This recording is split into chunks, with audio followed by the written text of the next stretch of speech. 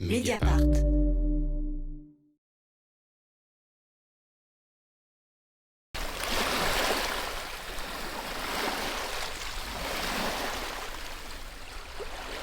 Je suis Agnès Matragy, j'habite dans l'île de Lesbos où les migrants arrivent en grand nombre et depuis plusieurs années, j'appartiens à une association qui participe à l'entraide et à l'aide des migrants depuis 15 ans, donc ce n'est pas un phénomène nouveau, mais avec ces 5 dernières années de guerre, nous avons vu le panorama de cette île complètement changer. Il faut savoir que c'est une île de l'Égée du Nord, qui compte 120 000 habitants, dont la capitale Mytilène, 25 000 habitants. Et lorsque vous pensez qu'il y a 2 000, 3 000, jusqu'à 10 000 personnes par jour qui passaient sur cette île, on peut s'attendre à des troubles.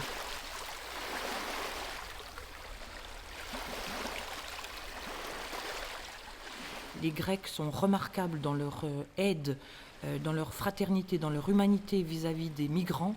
Les personnes avec qui je me rends sur les bords des côtes et qui donnent la dernière couverture de leur canapé n'ont plus rien dans leur armoire. C'est ça l'expression qu'ils utilisent, c'est « nous n'avons plus rien dans notre armoire à donner ». Ils donnent. Leur porte est ouverte, la porte des maisons grecques est ouverte, la porte de l'église bien moins.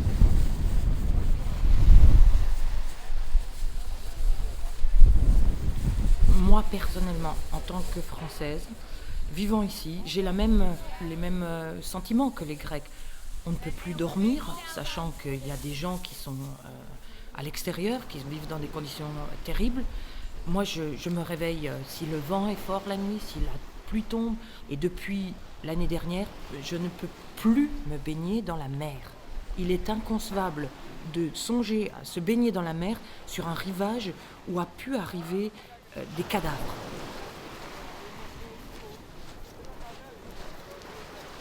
Lorsqu'ils débarquent des bateaux, ils perdent leurs vêtements, ils sont trempés. Pas question de les mettre dans une couverture hypothermique. Il faut d'abord enlever leurs vêtements mouillés. Vous le faites ça au bord de l'eau. Il faut trouver rapidement des vêtements, des chaussures pour les adultes, pour les grands, pour les jeunes, pour les bébés. Et il faut vite les secourir à ce moment-là. Et surtout, le plus important, c'est de dire à ces gens « welcome ». Le mot le plus important pour moi, c'est Ahlan wa Sahlan.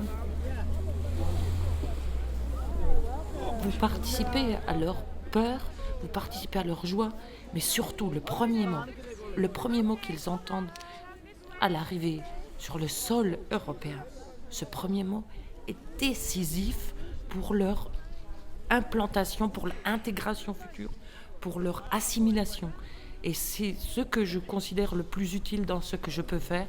Le plus important pour moi, c'est de les laisser entendre ce mot de bienvenue, de welcoming, de Ahlan wa Sahlan, et de les laisser rire un peu pour en finir avec leur peur, en finir avec leur angoisse de cette traversée qui a duré 2 heures, dans lequel ils ont été jetés dans ces barques par des passeurs turcs et dans des conditions parfois très périlleuses, dans la houle de la mer, ne connaissant pas la mer, ne sachant pas nager.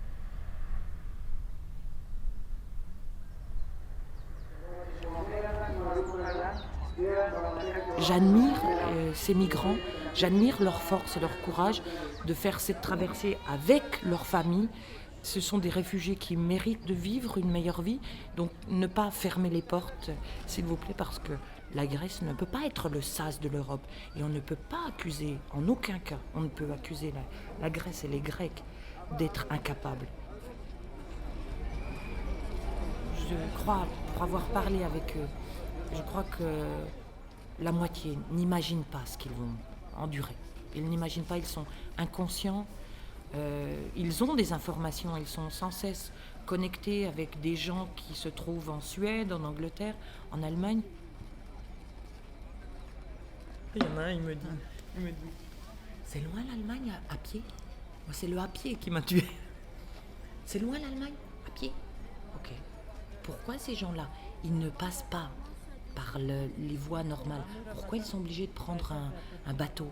Pourquoi ils sont obligés de payer 1000 euros par personne, 500 euros par enfant pour passer en bateau? Je dis, mais c'est affreux.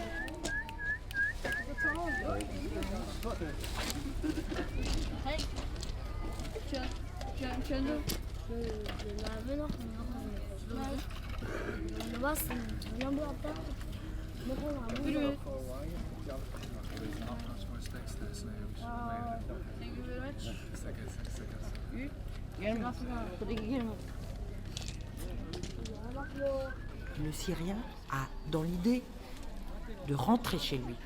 Il y a une chanson qui parle du Syrien comme de l'hirondelle, sununu en arabe. Et l'hirondelle doit retourner dans son nid, sinon elle meurt.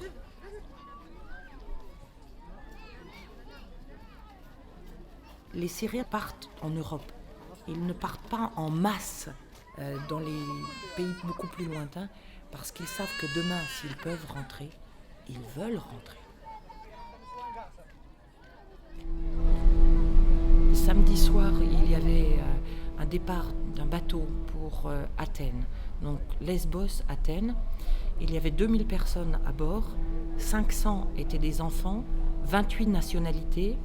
On a pu voir un Indien d'Inde, un Ukrainien, des Libyens, des Congolais, des Marocains, des Libanais. Parfois, il nous arrive aussi de voir des Turcs, de toutes les nationalités. Beaucoup de Kurdes actuellement, beaucoup de Kurdes.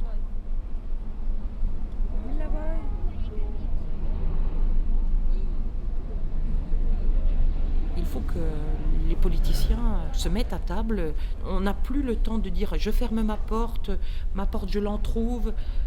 C'est plus le moment de faire cela. Ces gens-là sont derrière la porte. Ils sont aux portes de l'Europe. Et il n'est pas question de les refouler dans des pays où ils risquent leur vie. Aussi hautes que soient les barrières, aussi profonds que soient les fossés, ils passeront. Même si ça leur coûte les vies humaines, ils passeront. Donc laissez-les passer. Lesbos constitue le sas de l'Europe. Mais le malade, il est au bord de l'agonie et les transfusions qu'on peut faire sur Lesbos d'argent ou d'organisations qui aident ne règlent pas le problème.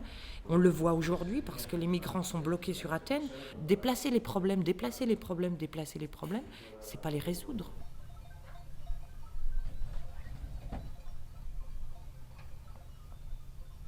Actuellement, de Mytilène, de Lesbos, il y a 62 personnes du hotspot de Lesbos qui ont été acceptées et qui sont en France. 62.